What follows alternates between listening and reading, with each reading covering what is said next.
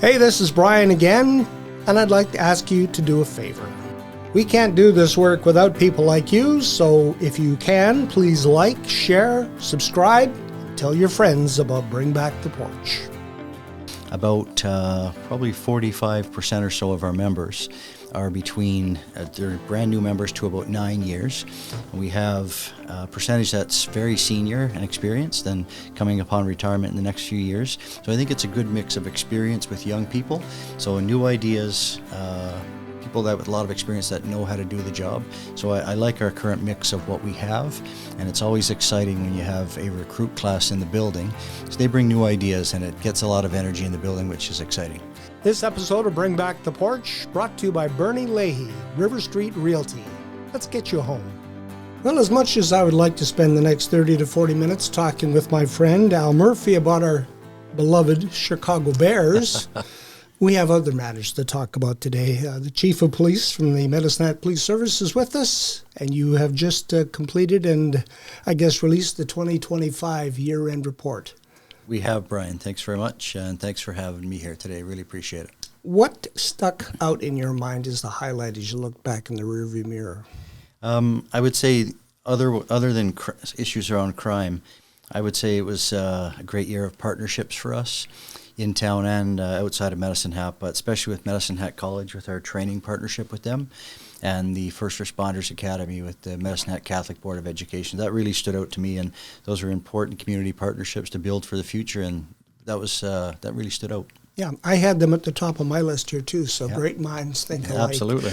That First Responder Academy at Monsignor McCoy, that is something that I think is going to lead to great things. It sure does. You know, it lets our young people that might be interested in a career as a first responder, either with police or fire, lets them get an inside look at what that might entail, and they could do it. Could see it over a couple of years during high school, and I think it's important for them to see if that might interest them and what it's going to take them in the future, education-wise and fitness-wise, to get them there. If nothing else, if they don't join us in the future, that's just fine. But it also makes for great informed citizens as well as to what the police and fire are doing, which I think is helpful for the community. It does plant a seed of respect. It does so. So I think in our society today, that's an important thing, and I think we can learn from these young people too in this program of things that might not make sense to them in our training. They get feedback from that. I think it's just good all around, and the Catholic Board of Education has been a great partner for that. 2025 also, as you mentioned, saw the cadet training coming to Medicine Hat from what was being done in Lethbridge before, and That's how right. has that helped? That's been excellent. So we've already done 2 classes with Medicine Hat College. That's been excellent. Besides Medicine Hat police officers, we've trained police officers for the Canadian Pacific Kansas City Railway Police, as well as the Blood Tribe Police Service. So that's been excellent. We'll do our 3rd class starting September 7th of 2026. Right now that class will be all MHPS future police officers, but it may include some external agencies as well, but for now it's just us. But again, I can't say enough for the president of the college, Kevin Shufflebotham, and his staff, how they've worked with us to just make that program be an excellent thing for our city and to keep that funding in our community. So I think that's very important. I wonder if you're going to see anyone coming from Monsignor McCoy First Academy into the cadet class. You know, I'm very excited for that. The first youth, and they won't be youth, then they'll be an adult, but the first time we have someone from the First Responder Academy in a recruit class will be a very good accomplishment, and it will be a bit of a flag for people that are in the class at that time at Monsignor McCoy of what they can aspire to. So I think it's a great thing that will happen at some point. What is the makeup of the force now? I know that you have a chart in there, a pie chart on the number of age groups. That's right. You had, I think, some new blood come in this year, though. We have, yeah. So we're about, I think it's, I have the report here, but without looking at it and thumbing through it, I can tell you that about probably 45% or so of our members are between, they're brand new members to about 9 years. We have a percentage that's very senior and experienced and coming upon retirement in the next few years. So I think it's a good mix of experience with young people. So new ideas, people that with a lot of experience that know how to do the job. So I like our current mix of what we have, and it's always exciting when you have a recruit class in the building, because they bring new ideas and it gets a lot of energy in the building, which is exciting. 110 members in the Medicine Hat Police Service, I believe. I think we're at about 116 right now. Okay. Yep, so just a little above that. And we also have 37 civilians. Okay. And then within that, there's some bylaw officers, of which we have 7. Are we still recruiting actively?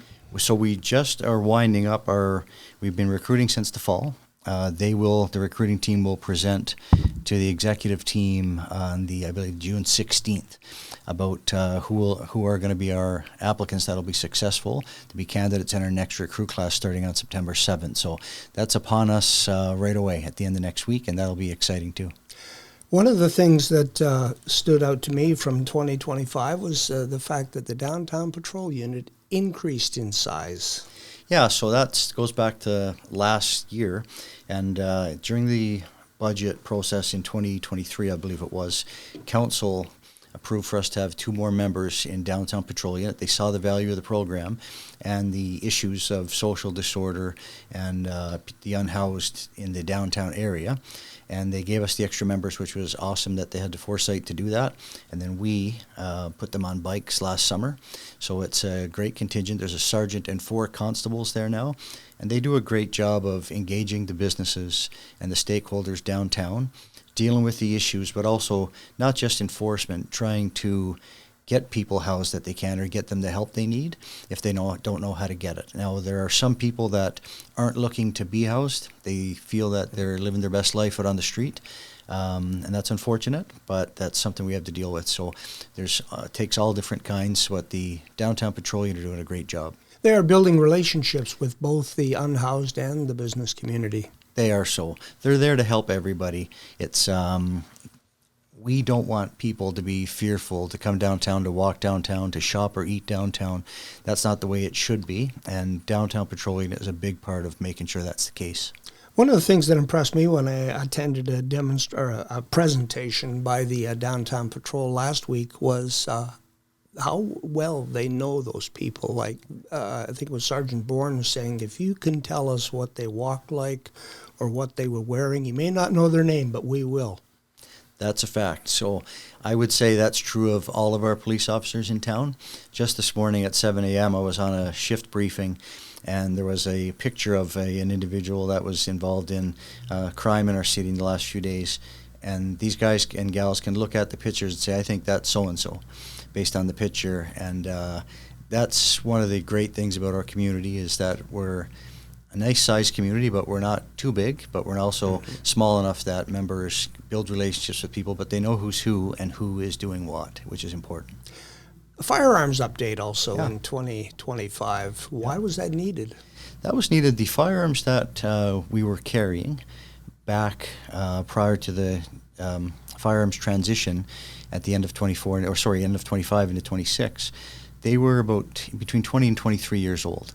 So although they're not fired operationally that often, however, with training, there are absolutely thousands of rounds that are fired through those firearms over the years, and the parts begin to wear out. The specific firearm we were carrying, the model, was no longer being made, and parts were no longer being made for it. So it starts to become a safety issue if things don't work. Mm-hmm. So we, again, council, and I have to credit them, council give us the funding to do the firearms transition. We switched to a newer model that the majority of police agencies in our province are all carrying. So it helps for interoperability of training, and it's just a great device to have for our members. And now we'll have that for years to come. They last a long time, and they're not cheap, but the technology does last for many years. As I said, the last ones we carried for 23 years. So, another term that I saw in the report that I wanted to ask you about, progressive policing. Yeah. What does that mean? You know, it means a lot of things. I just think far before the time that I arrived here, and long after, I hope, this police service, and I believe this community, is very progressive in how it does business.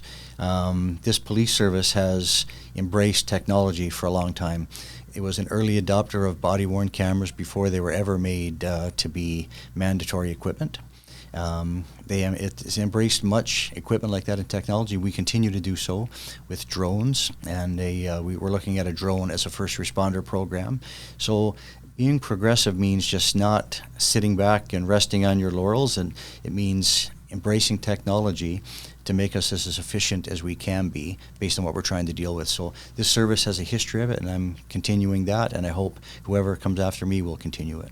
Crime Severity Index Yep. is something that is prominent in the report, and I thought as I looked at it, can you really compare communities? Because every community has their own problems. That's right.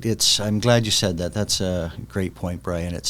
No community is you can compare apples to apples. They're all a bit different. So the community problems we have, so our crime severity index just went up a little. It was 83 last year, 85 this year. And of course, it's always a year behind. The crime severity numbers are from 2024. 25 numbers won't be out till I believe it's July, right around there, and Stats Can will release them. But we're holding the line really well.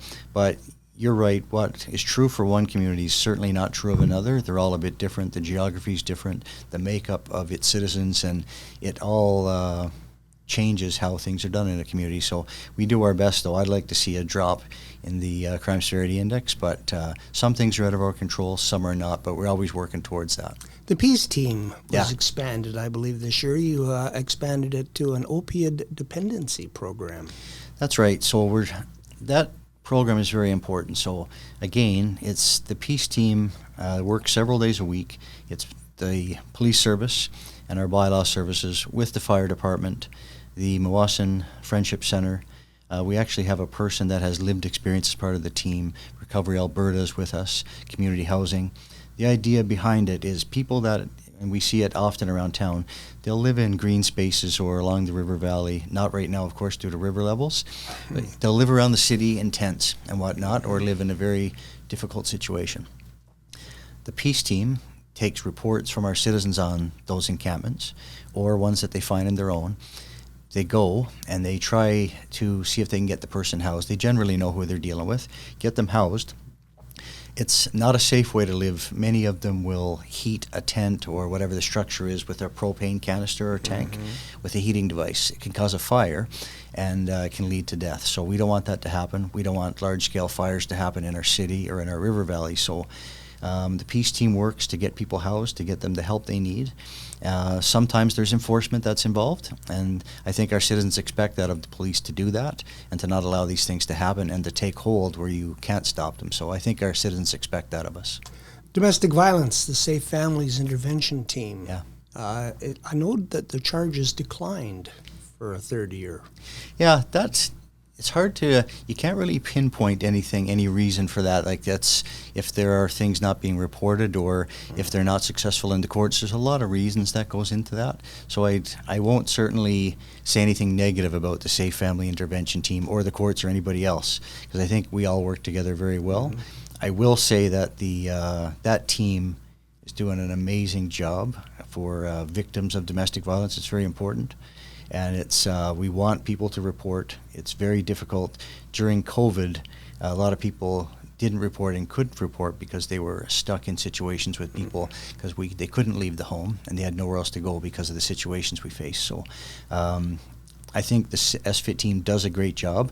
I always ask the question in the office of why we're seeing numbers drop off, but it's usually not the reason, I think. Yeah. It's not because there's no crime going on out there, and that's why there's less charges. Sometimes it's that, and that's a great thing if that's the reason, but it's not always the case. Yeah, that's the thing with statistics. You don't really know the why behind the numbers. You know, there tends to always be a story behind stats. As you know, you've been doing this a long time, Brian, longer than I have, and you know there's a story behind them, and stats can always be twisted to tell whatever story you want to tell, and it's I just prefer to find out what's the truth behind them as much as we can, but there's always a story there for sure. Fewer mental health interventions in 2025 too, and again, on the surface it looks like, Yeah, so when I saw that in the annual report, when the numbers come out, it's a good thing if there's fewer interventions, but I don't believe it's because there are fewer mental health concerns in our community and every community.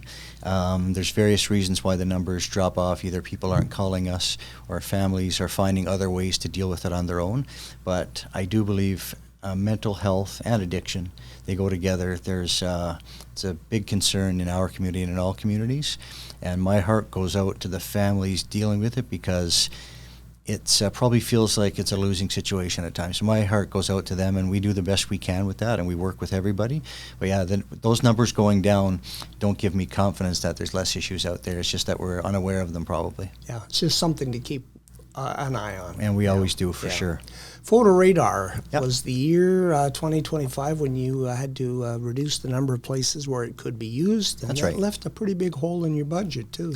Yeah, so it didn't leave a hole in my budget. So the way it works, Brian, is any revenue from photo radar goes directly. It's a 60-40 split, 40% to the province, 60% to the city, and the 60% goes to the City of Medicine Hat, which they use for road safety projects. It actually doesn't come back to the police service at all, just to be clear, but that's a common misconception that people have. So yeah, we have been doing speed enforcement still with photo radar in school zones, construction zones, and playground zones, which is important. Surprising to me is that there's still a lot of people being ticketed for those offenses in those zones. And those are the important ones to slow down in, because construction workers, they're sitting ducks in those construction zones, and especially for students and kids in playgrounds. So I hope people will slow down. I can tell you, I run every day at lunchtime. I see you. Good, right on. And I often, when I'm crossing a roadway, I get probably coming close to get hit twice a week. It's just because people turning right that are looking left, and when traffic clears, they don't look back to the right to see if there's a pedestrian crossing the crosswalk. And I've come close a lot, and more than I'd like to. So I just hope our citizens can slow down, pay attention to their surroundings. And one other point on that, Brian, is what our police officers have done in our city. Traffic safety is always an important thing. Every time we do a community survey, which we just did, and the results of which will come out on June 17th at the Police Commission public meeting at 6 o'clock. Traffic safety is always a concern for our citizens. So what we've done since January, going back to November, December, our members in our patrol teams in traffic, they're conducting about 400 traffic stops of vehicles per month. The last few months since January, we're conducting almost 1,600 traffic stops a month right now. 4 times more. That's right. So it's not that we have more police officers to do it. It's just that we had to make it a priority. Our citizens are concerned about it, and I think they're concerned with the speeds they see. So we have to make it a priority if it's their priority. So we've done a lot of more traffic stops. One thing you'll hear in the community, though, that is not true. I've heard and I've seen it in social media that we're just trying to raise a quota for tickets. Yeah. There is no quota for tickets, and my members would tell you exactly what I'm about to, because I tell them all the time, I don't care about tickets. It's not about revenue. It's about public safety. I do want them to pull people over, explain to them what they're doing wrong, educate them, and usually that's enough. And you go about your day. And most citizens don't deserve the tickets, and they're probably very happy when they don't get one. So that is something we've been doing and will continue to do. So if our citizens are seeing a lot of flashing lights in the city, they're not wrong on that, because it's about 4 times the amount the last few months. And I'm very proud of our members for sticking to that, because it's a great public safety initiative. That was one of the things that I was going to watch closely with the reduction in the number of places where photo radar is used. Would there be a correlation in increased traffic accidents? Oh, that's a good question. It's speed does.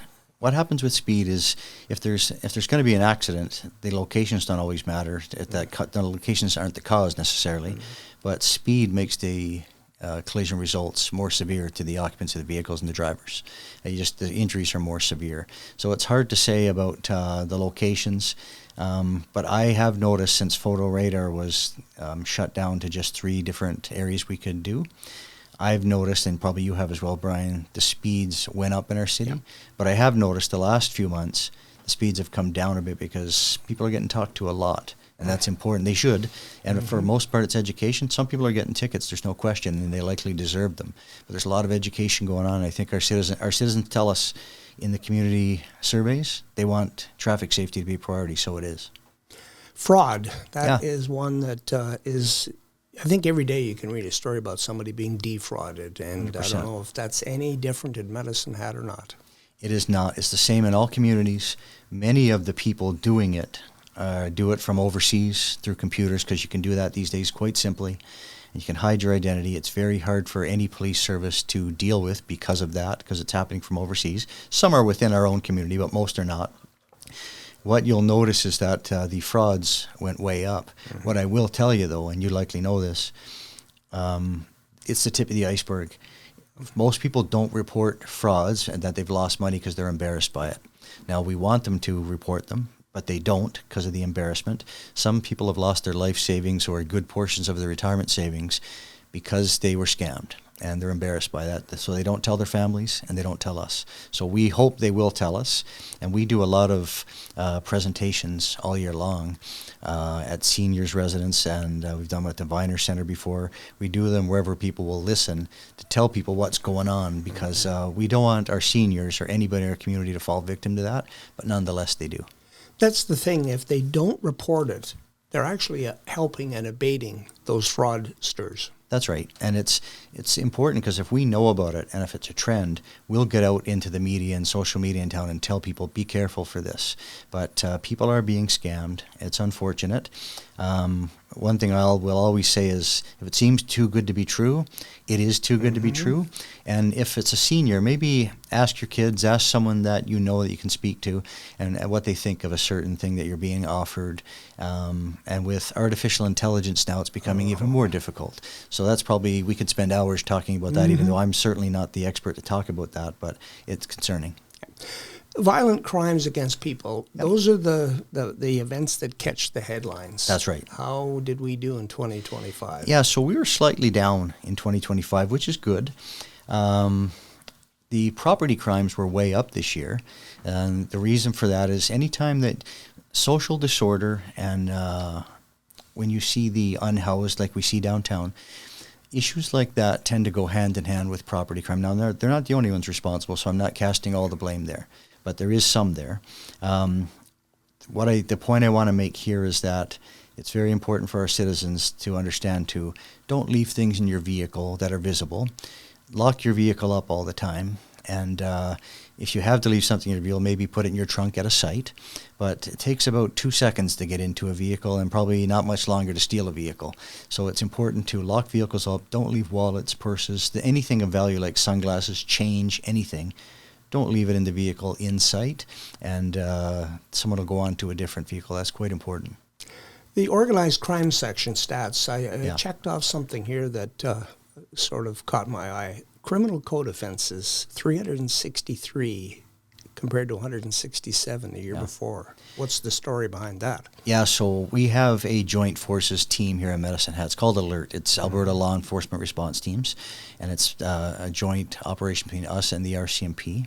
And those teams exist. Lethbridge has an ALERT team, for instance, with the RCMP, and they exist around the province. The ALERT team has done an outstanding job, as they always do every year. There's never any lack of, when their numbers they show for investigations are a little lower, or for charges, or for drugs or money seized. It's not that. There's some projects take a long time to get up the chain to find out where the drugs are coming from, or where the guns are coming from. And sometimes when they take a long time, they go into a different year, especially towards the end of the year. So they had a great year in 2025, and it's very visible in the report. And they're taking a lot of drugs off our streets, especially the very dangerous, all drugs are dangerous, but fentanyl's the big one. Taking a lot of guns off our streets. It's a never-ending battle. That team does an amazing job. Those teams do an amazing job right across the province. They communicate with each other. But I'm very happy with the work that team does. They're keeping our streets safer. And our members, our police officers that aren't in the ALERT team, also do great work to pull vehicles over that are suspected of trafficking drugs or transporting drugs. They do a great job of doing that. So it's a combined effort. It's a never-ending battle, but I think we're doing a great job. Yeah. You talked about the drugs seized, and the one that really jumped out at me was the amount of cocaine. Yeah. That 4,169 grams. That was compared to the other years. That really jumped up. Yeah, and it depends on when we get involved in drug investigations. Sometimes you never know. You know what you think you might find, but sometimes you find many other things involved. Sometimes you don't expect to find firearms, although drug trafficking and firearms tend to go hand in hand. Yeah. But sometimes you don't know what you're going to find, and it's surprising. Sometimes it's not. But yeah, the cocaine was quite high, and these drugs are just dangerous for our community. It's good to get them off our streets. Yeah.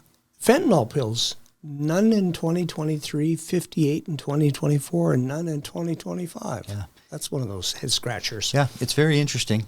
And it's anytime we get that drug away from our city, I think that's a good thing. We certainly don't want that here. Yeah. Organizational wellness. Yeah. This one got me as one who used to get up at 3:30 in the morning all the time. You actually had a program to support the sleep cycle for your members because they do work shifts. Yeah, we try a lot of different things, Brian, like the sleep program. That was something that the Police Association brought in to try, and it's a great idea. It never hurts to try anything. We tried one last year called Circle Brain, where people could understand brain patterns and things that affect them, and how decisions you make on how you sleep and how long you sleep, what you drink and the food you take into your body, how it impacts your sleep and your rest and your brain cycle. So we try a lot of different things. We have great fitness programs within our building. Our police officers tend to be very fit for the most part, and they do a great job, and I applaud them for the things they want to try for their own wellness and for the things we try to keep going to keep that happening. It's changed incredibly in the 30 years I've been policing until it was basically, there was a gym when I started, and that was the end of that. There was just a gym, and there was no other talk of anything else or the mental wellness side of the house. That's a big component now, whereas that was not talked about when you and I started many years ago. Mm-hmm. The 2025 also saw a new deputy chief come in. Sure did. It'd be remiss if we didn't mention that. Yeah, so Raj Saini joined us at the start of 2025. He had spent most of his career at the Brantford Police Service in Ontario. He was a deputy chief in Nelson, British Columbia, and he joined us. Raj, if anybody that's met him, he's just a great human being, does a great job. One of the things, when I brought Raj on board, one of the things I tasked him with was all things IT related and technology related. I want to keep upping our game technology-wise. I mentioned at the start of the interview about being progressive, and that was one thing Raj was tasked with, and he hasn't disappointed. He's very good at it, and I'm not the biggest tech guy, so I'm good at other things. He's the tech guy, so he's very good, though. He's been great for the organization, and really love having him as part of the organization. Anything else from 2025 that you wanted to highlight? The only thing I would like to say, and this is annually, but we have our open house on Saturday, June 13th. Chief Earl. It is from 11 to 3, so part of it is the Chief Gord Leadership Legacy Scholarships. Those are for grade 6 students throughout our city, and there's 22 this year scholarships. One of them is my granddaughter. Is that right? Yes. Awesome. I'm excited for that. There's been, at the end of last year, there were 275 recipients up to that point. So 22 names will be added this year. There will be displays there from our various units. There will be building tours at 11 and 2. And I just think it's a great way for our community and our supporters to come see what we do. Cheer on the young people like your granddaughter that are going to get scholarships. It's when I give out those scholarships, they're very exciting just to see their faces, because generally it's one of the first times they've received something like that. Pretty cool. So that'll be right across the street from the police station in an open parking lot. Hopefully the weather cooperates, and there will be a community charity barbecue there as well. Okay. And for 2026, what are you looking for? Well, I hope that on February 14th, that'll be 2027, that the Bears win the Super Bowl. Well, we have the hat and the globe. That's, global world domination. Hopefully that's for good luck for us, Brian. So I'm looking forward to that and have a good season this fall. But 2026, another recruit class, like I mentioned, that's exciting. Trying to get better at everything, listening to our community.